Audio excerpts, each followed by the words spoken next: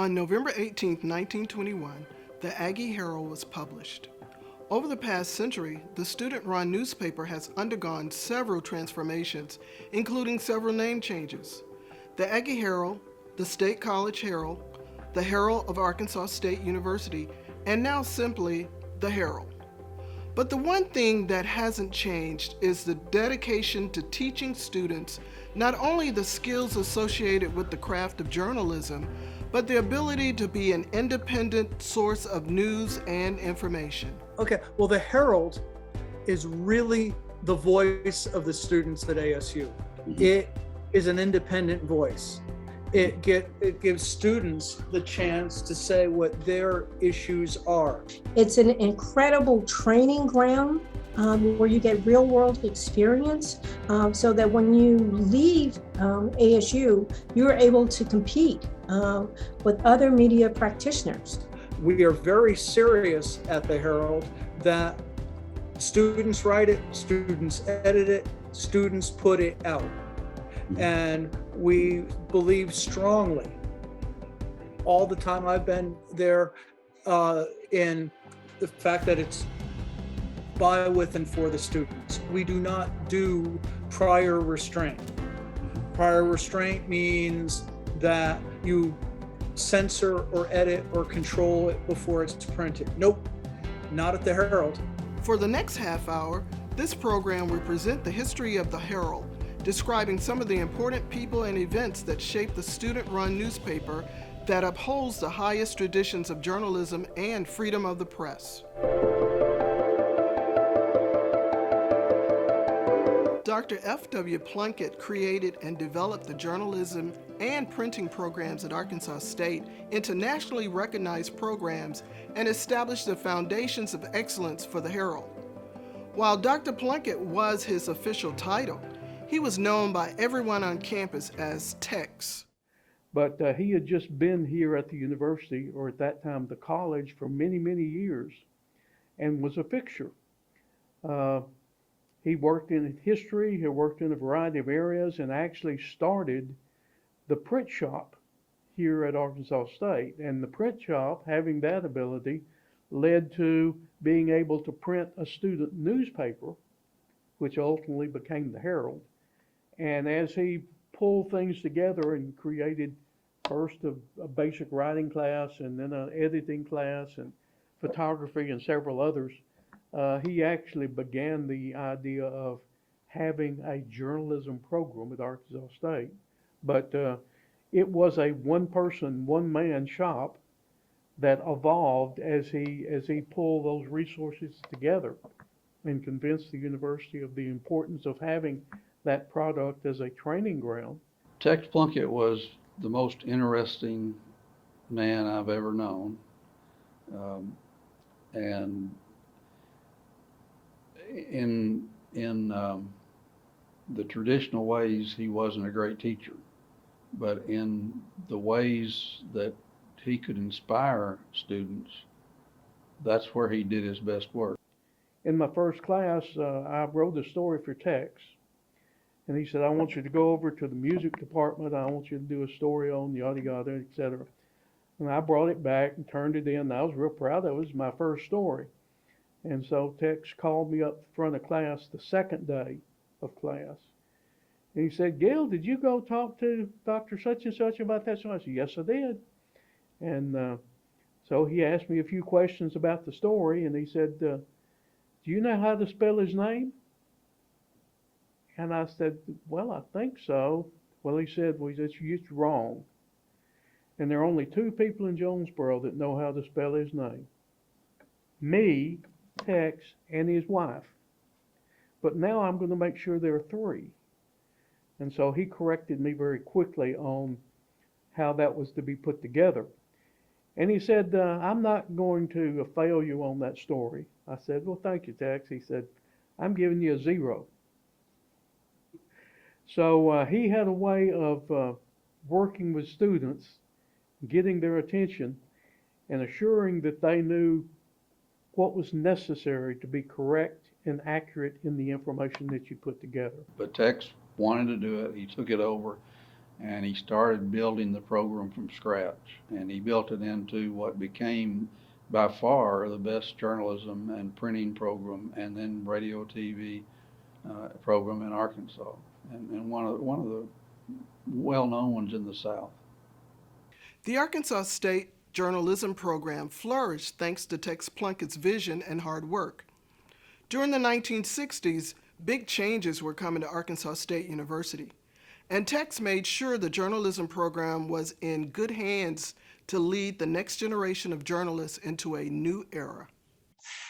I think there are two eras of the Arkansas State University journalism program. There was the Tex Plunkett era, and there's the Joel Gamble era. I was the first person he hired in 1966. Now, radio TV had been brought in, and there was a radio TV faculty member, but I was the first journalism person that was hired. Joel was the department chair, if you will, and in fact, he's one of the distinguished alumni here at the university.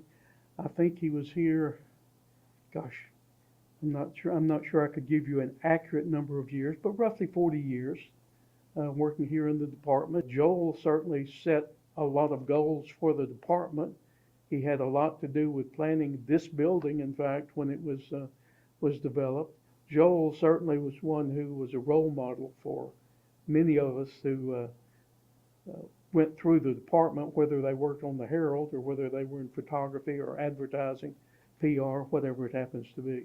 Well, Dr. Gamble was one of my professors. He is the ultimate journalism educator who represents the state of Arkansas in my mind. I can't think of anyone else who has donated his life and his career to developing young journalists in the state of Arkansas. And he now has folks all over this country. It's probably everyone who became an editor or went through the ranks at the Herald probably had his class, one or two of his classes. He taught skills classes such as reporting, and I know for sure, and as a graduate student, he taught advanced law and ethics. So I would say if you worked at the Herald and you were on the editorial staff, you probably used Dr. Gamble's values and the things he taught in class in your work every day, because you had to take one of those classes from him where you learn those journalistic skills early on. So I would say he influenced everyone. One of the things that we always stressed was to be accurate, to be fair, and to not just take one side, but to get all opinions, or as many of very opinions, not necessarily every opinion, but a variety of opinions on different things. That was one of the things we tried to instill in our students to do. I've got to say also this, I did not censor the student newspaper. It was always free, as I saw it, and we would stand up for it if the administration wanted to do something, like censor it or not print this, not print that. We did not clear anything with the administration. So I'm a firm believer the A-State journalism program would not be where it is today without both Tex Plunkett and Joel Gamble and the roles that they played through the years. Both amazing leaders, both critical to the legacy of our journalism program, the Herald and Arkansas State University. Both of these men pushed for excellence. They both worked hard to give us the resources that we needed. They both helped all of us get great jobs. They kept in touch with their alumni and did everything they could to help us, connect us, bring us back to work with current journalism students. Computers, new software technology, and the internet dramatically impacted journalism and printing. Today, information can be created and distributed in a matter of seconds. But in the early days of the Herald, putting together a student-run newspaper was a little more complicated. When I first started here I started in 1966, we had what was called hot type. And you set everything on a typewriter in paper, and then you sent it down to the print shop, which was located where the print shop is now, but it was in a different building, and they had to set it on a linotype. So, it took a day or so to get anything done. In that time, we would work together. We'd have a 2-hour lab session where we put everything together. Everybody had done their work. The photographers had taken their pictures and brought them into us. The reporters had brought them in. We were then involved in getting everything together. We drew what we call dummies, page layouts on paper, and we turned those over to the printing department, and they followed the dummies as best they could to put the pages together. The other thing that was fascinating was that we had these huge, I want to say they were like first gen kind of computers. And they were big. They looked like little TV. I mean, they were like TV sets. They were that big. Take up half a desk. We had a large dark room here, and I helped design that, as did some of the other faculty members. But it would take an hour or more to put together a photograph, develop it, get it printed, get it together, and then get it downstairs to the print shop where we get that put together. That was a lengthy process and time-consuming process. But the following fall semester, 1983, I became what was known as the wire editor. And we didn't do the wire online back then. The wire came in the form of these rolls of paper coming out of machines. And I would come in at 7 in the morning and go into the back room of the Herald office and gather all of the paper that had been coming, all the stories that had been coming over the wire all night long. And I would go to my desk and with my ruler and tear the stories apart from that paper and find those that I thought would appeal to the Herald reading audience. 1993 was 1 year after the U.S. government let loose the internet. This was the first year of the modern internet is when I came. We were working at the time on computers, yes, but it was, that's where we typed, that's where we did our layouts and sent it to the printing press, but there was no such thing as an online newspaper. You did not have that 24-hour news cycle. It was every week. So you built up to the publication over a week. Now it's immediate. Something happens, you're there, it's online. There was no social media. So everything changed during that time. Marlon Shipman was one of our professors, and he would, during my senior year, he would go around talking about how IBM was working on a new technology, and he called it electronic paper is what he called it. He said, Jeff, here's what's going to happen. You're going to be walking around with this electronic paper, and the newspaper is going to be beamed to your paper, and where it'll change that paper every day, and you'll be able to read the news instantly. But I just look back thinking it was IBM. It was this concept of electronic paper, as opposed to what Apple ultimately came up with the iPad for digital delivery. Working on a student-run newspaper can be fun, but it is also lots of hard work. Students working at the Herald learned quickly that working as a journalist was more than just a 9-to-5 job. When you work on a student newspaper, you could be there morning, noon, and night. It just depends on what needs to get done. Obviously, we were students first, and I did graduate. Let me say that. I did graduate with honors, thank God. And that was one of the primary reasons I went to ASU, was because I knew that I wanted to get a good education, but we worked hard. I mean, this was pre-internet. This was pre-mobile phone. We worked hard. So, yeah, all hours of the day and night, depending on what needs to get done, you could find me at the Herald. Actually, the toughest part was back then, we had to be at the Herald office at 7 a.m. 4 mornings a week. So we did that on Monday, Tuesday, Wednesday, and Friday mornings. We were off on Thursdays, but we were putting out 2 editions a week.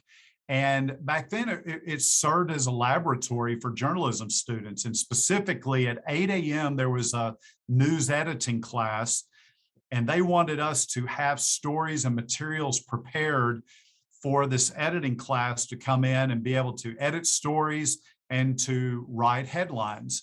So in order to accommodate those students and that professor, we had to arrive very early. And you can imagine, as a college student, it's tough enough getting to class at 8 o'clock, but having to be at the Herald office at 7 and get things prepared for those students was quite the challenge. At the heart of any publication are the stories. Over the past century, students covered hundreds of stories and newsmakers, taken countless photographs, and written thousands of words to produce stories for the Herald that sometimes scooped larger news organizations. It's fascinating the kinds of stuff that we wrote about. I did a column. I wrote reviews for performances, but I also wrote profiles on students, and I covered what I call budget stories. I also did work on a variety of topics. I did feature stories. I wrote stories about enrollment trends. It was a wonderful experience to see your name in print and to ask a lot of questions. That was one of the great things about my experience at the Herald.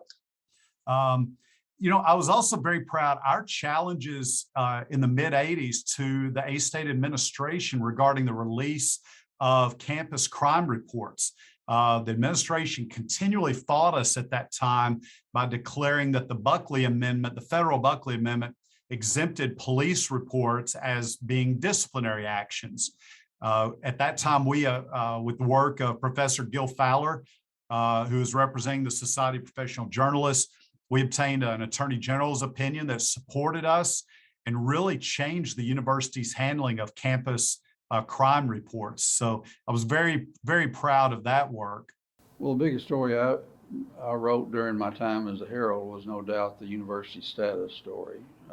And that's one of the biggest stories, frankly, that I ever covered as a professional reporter or editor too, because it was a story that went back to the late 1950s when A-State tried to get university status. And so in January of 1967, the bill was to come up in the legislature to change the status of Arkansas State to university. Our staff, our newspaper staff, was making the plans to do what needed to be done to cover the story. And the team included Tom Manning, who was the news bureau director and also the yearbook advisor. It included Joel Gamble, who was by then the Herald advisor, and then 2 students, myself and Victor Dixon, who was a junior. So the 4 of us headed down to Little Rock the morning that we thought the bill would come up. The bill came up early afternoon. The bill passed pretty easily after a little bit of debate, not a whole lot. And then I think an hour or 2 later, everybody gathered in Rockefeller's office for the bill signing. And by then it was clear he was going to sign it. He'd said he was going to sign it if it passed. I had borrowed my co-editor's portable manual typewriter. My co-editor was Pat Montgomery, a young lady who I later married, and so we were working together pretty well. She was in charge of what was going on back here, and so I borrowed her typewriter, and I started typing the lead story on the way back, and Victor was sitting beside me in the back seat. Tom had a flashlight in his glove compartment, so Victor borrowed the flashlight, and he held the flashlight up while I typed. I think we had the edition come off the press about 3 a.m. the day afterward, and we were the first one to have the story. The Jonesboro Sun in those days was an afternoon paper, So they weren't going to have it until later that day. And in fact, they took extra copies of our paper and inserted it in their paper that day. So we had the break on the story, and Democrat and the Gazette didn't have it either. So we were the first ones with it, and it was a huge story for the campus. There was a campus-wide celebration that went on while we were driving back, but it was pretty well over by the time we got back. The past century has seen many changes at the Herald that reflect the transformation of the journalism industry.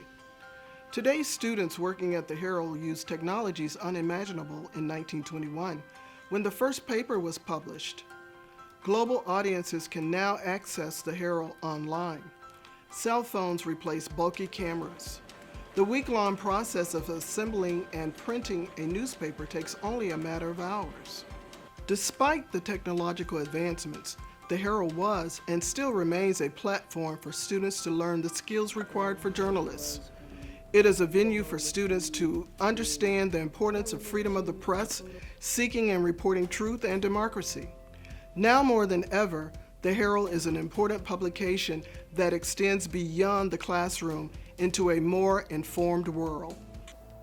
I think it is important to have a college newspaper like the Herald because, like with any paper, you are keeping, if you're doing what you're supposed to be doing, recording the news and publishing the news and reporting the news every day, you are keeping a record of what is happening. You're actually recording history. That's one thing. And there's just so much information that we need, and reporters are the best people to report it. So not only are you recording history and capturing history, you are helping to, you're being a watchdog for the campus. If you're doing what you're supposed to be doing as a reporter, just like with the New York Times or my newspaper back home in my little town, we serve as a watchdog. We report what's happening.